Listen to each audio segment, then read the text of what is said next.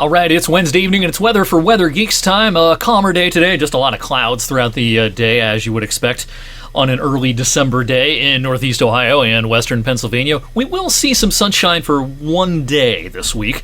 That would be Friday, maybe a little sunshine Thursday afternoon as well, but Friday should be the brighter of the 2 days. In the meantime, one thing I've been mentioning off and on over the last couple of days is how persistent our snowpack is likely to be.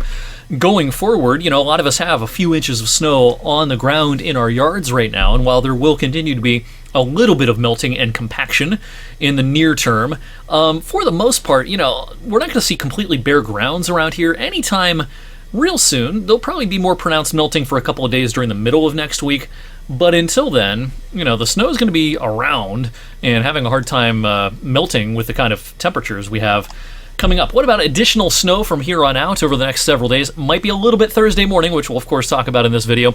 The lines start bending upwards again towards the middle of next week.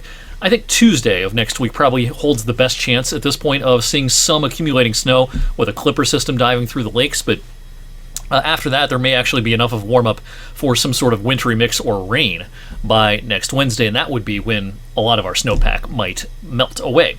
In the meantime, today's numbers, of course, on the cold side with clouds overhead, 23 the low this morning at 5:12 a.m., 3:19 p.m. our daily high today, 29 degrees.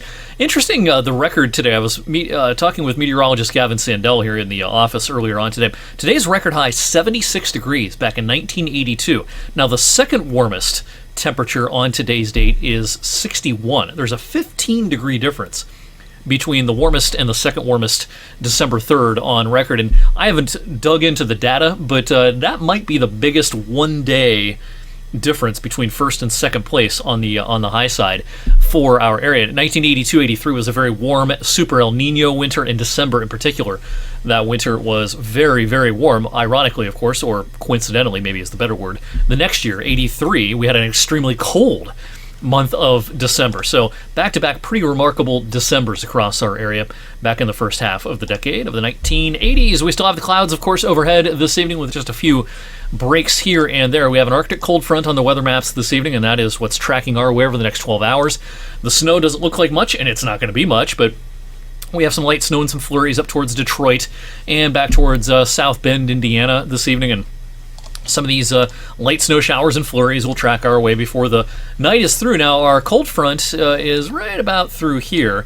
And on the other side of the front, boy, it's cold, of course. 10 degrees at this hour in Minneapolis, 1 below zero in Fargo, North Dakota. It's not going to be that cold as around here as it is in Fargo right now. But this is the coldest air mass of the season so far that's descending through the upper Midwest and heading our way. Now, in terms of the snow, there could be a flurry or two as early as midnight or so in our northern viewing area, especially. Some of that action up towards Detroit right now might graze our northern viewing area late this evening. But the more pronounced snow shower activity, the more numerous snow showers will be towards daybreak tomorrow morning.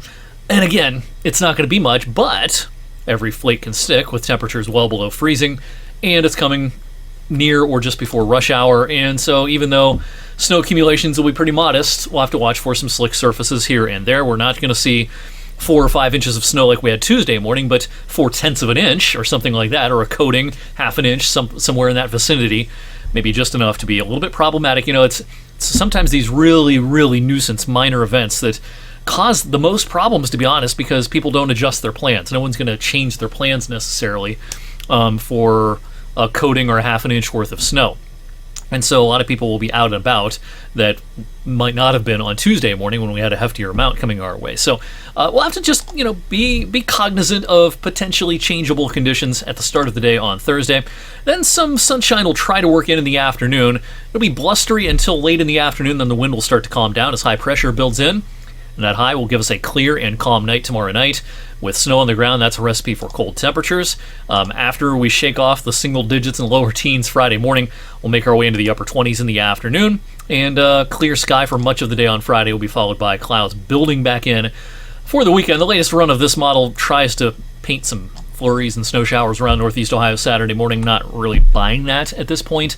We have a snow-free forecast at the current time for the upcoming weekend. I mentioned this last evening, but just a reminder, we have the holiday parade and tree lighting in downtown Youngstown Friday evening. Here in the weather department, our own Andrew DiPaolo will be one of the MCs of that event. It's always a lot of fun.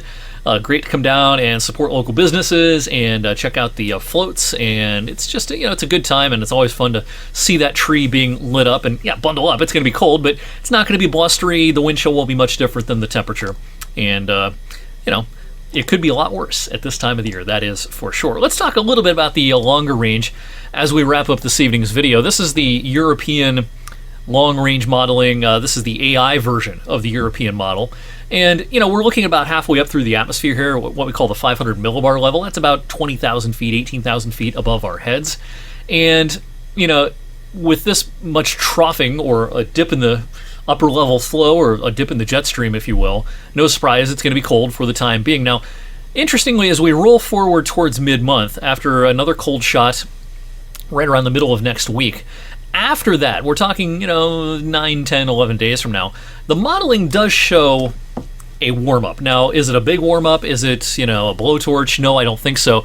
But I think it's looking a little more likely that at least for a couple of days, right around the 14th, 15th, 16th, we will thaw out a little bit. We might even see some days with highs in the 40s to around 50 for a couple of days.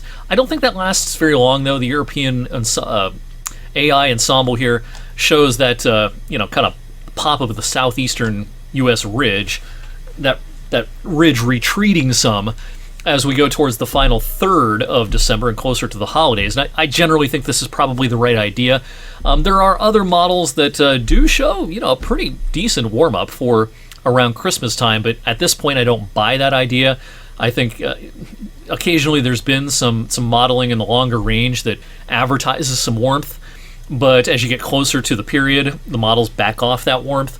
The overall fundamentals of the atmosphere, the background state, if you will, definitely favors cold. We've got a lot going on with the polar vortex. We've got a lot going on with the oceans, the Pacific Ocean, the Indian Ocean, and all those things are kind of combining to promote, I think, more cold air coming into the eastern U.S.